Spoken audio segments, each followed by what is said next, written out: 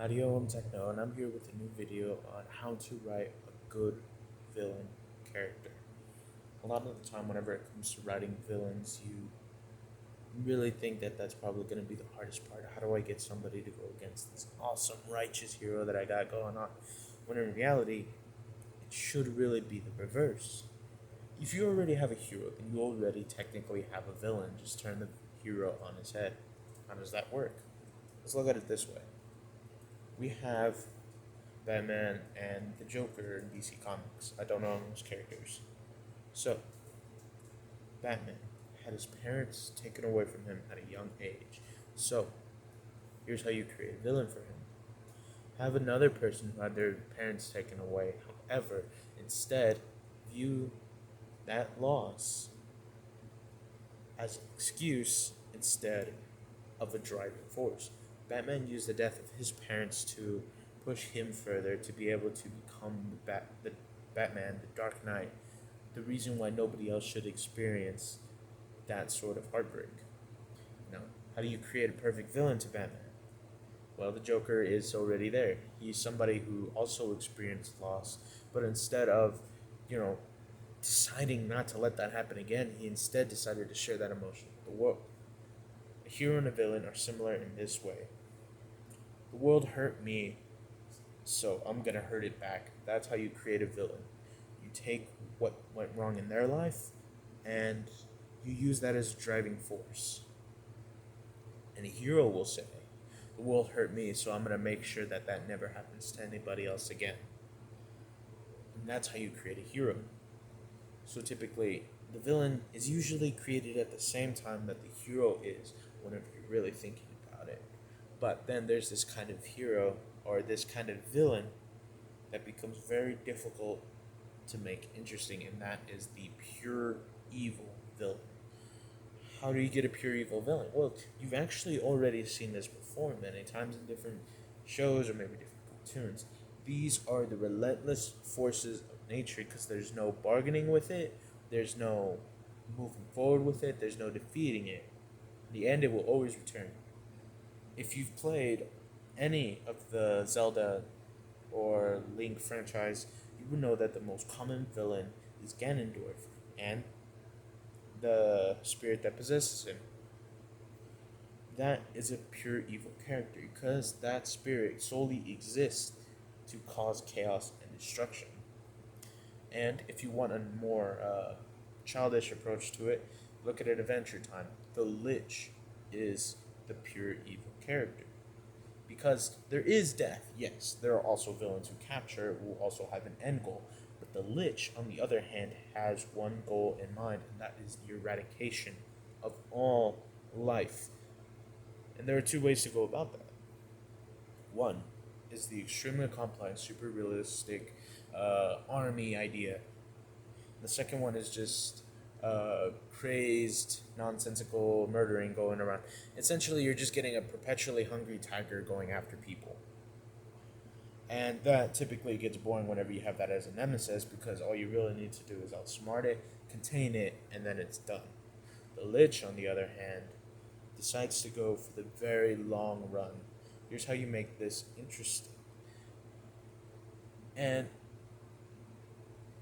one of the most difficult problems that I see is that people will recurrently just keep showing up with the villain. They'll be like, hey, you remember this bad guy? Well, guess what? He is still around. Allow me to tell you, that is the most boring thing, and I hate it the most in every single form of media that I watch. I see the Lich in that snail thing, and I think, yeah, he's not going to do anything. That's literally a spirit possessing a snail. That is not intimidating at all.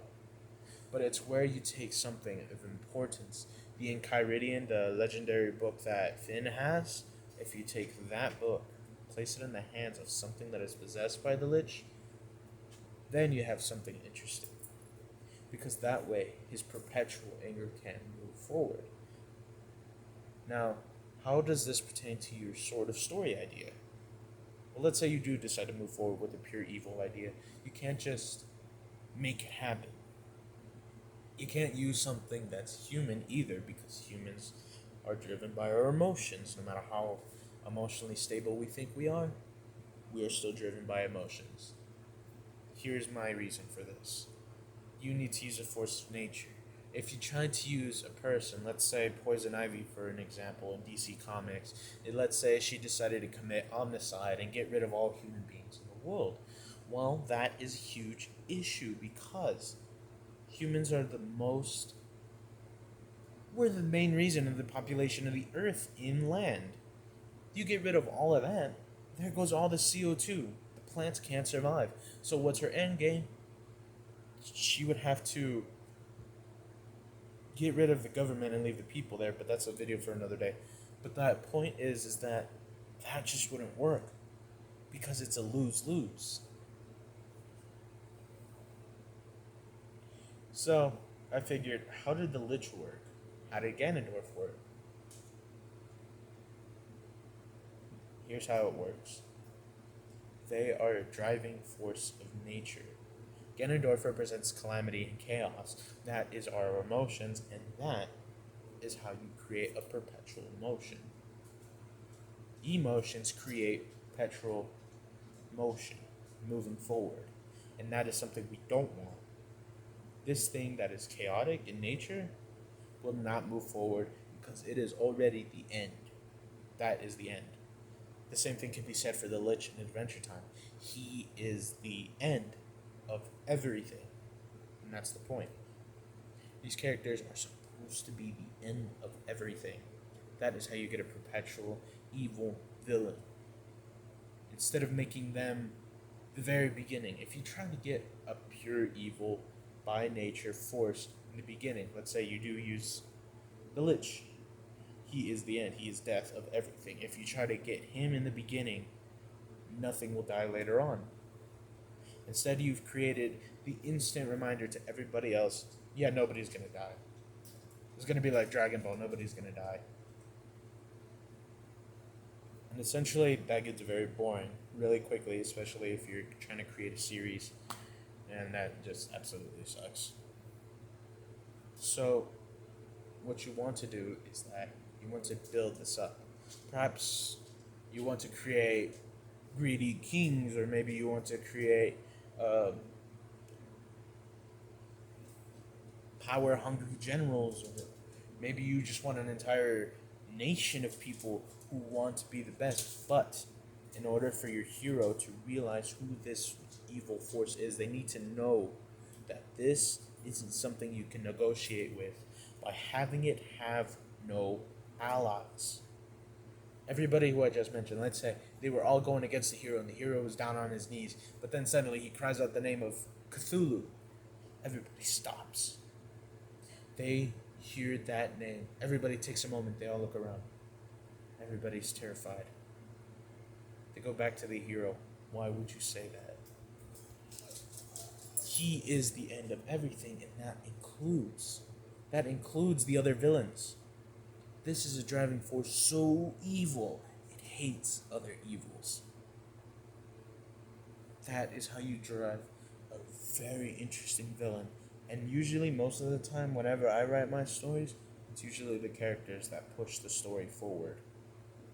If you get a good villain, a pure evil villain, you could have one good story from that, but you can make it longer by building his raw ability.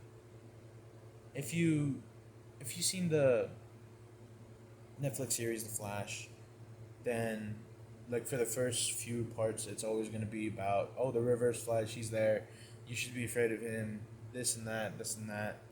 And I thought that was exceedingly boring. I'm like, yeah, I know he's the Reverse Flash, but he's not doing anything.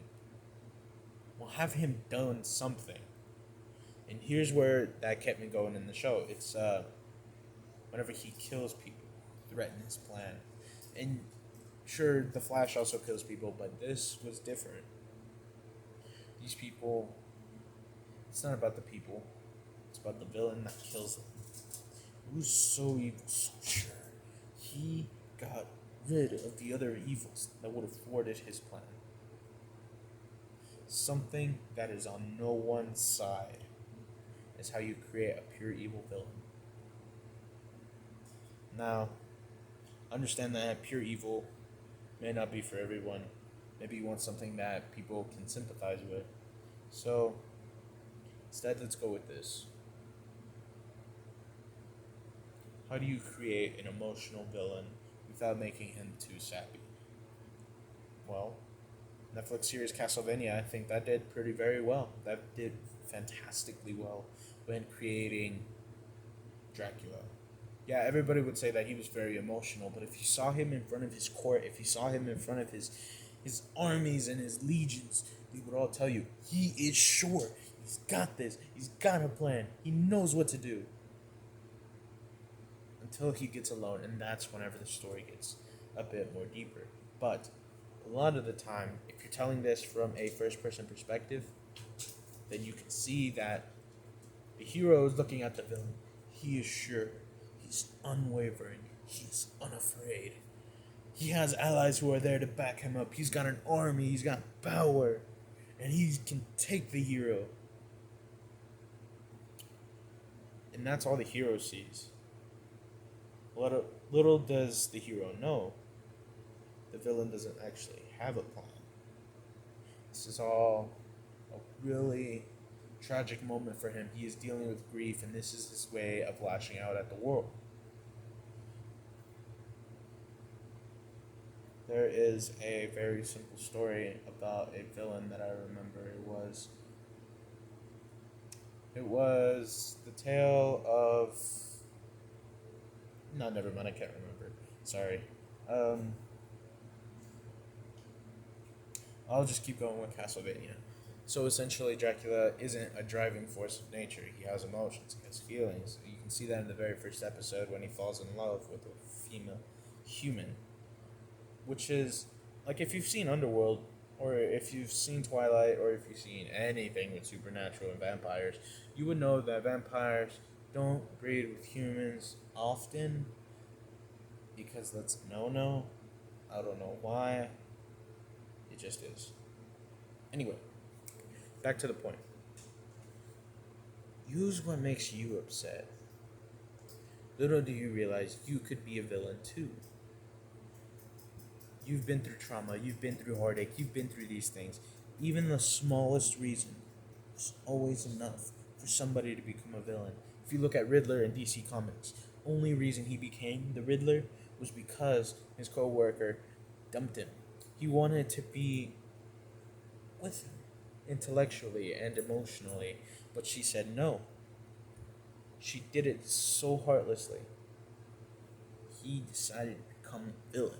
That's all it takes. One rejection, one smack upside the head. That's all it takes. And then somebody becomes a full-blown villain taking over the world. That's all you need. But they need to use it as fuel. You can throw a stone at somebody's head, but that stone needs to catch on fire for them to want to go all the way through with it. So instead of it just being one good reason, maybe have it be a lot of reasons. Maybe it's a lot of stones falling out of him. Maybe it was like Megamind, where he was completely shunned away by society.